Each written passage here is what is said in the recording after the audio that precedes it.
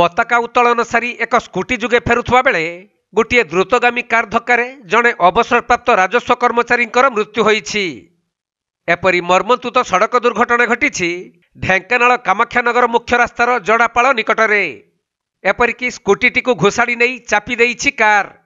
फल घटनास्थल ही पूर्वतन राजस्व कर्मचारी जीवन जाइछि। मृतक जनक कामाख्यानगर थाना इंदुपुर गाँवर हरमोहन विश्वाल। मिलिथिबा सूचना अनुसार आज साधारणतंत्र दिवस थिबारु हरमोहन निज स्कूटी जुगे कादुआ राजस्व निरीक्षक कार्यालय पताका उत्तोलन सारी निज घर को फेरुथिले। तेबे कामाख्यानगर ढेंकानाल पटकू जाउथुबा एक कार तांको स्कूटी को धक्का देबारु घटनास्थल ही हरमोहनकर मृत्यु होइथिला। सेपटे एही दुर्घटना एते भयंकर थिला जे पूर्वतन राजस्व कर्मचारी को कार धक्का देई रास्ता कड़े थिबा एक कांथ उपरे चापी देइथिला।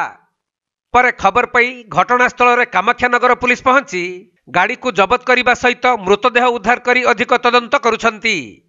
अन्यपटे हरमोहन मृत्यु को नहीं कामाख्यानगर मेडिकल परिसर में एक शोकाकूल परिस्थिति सृष्टि होईछि।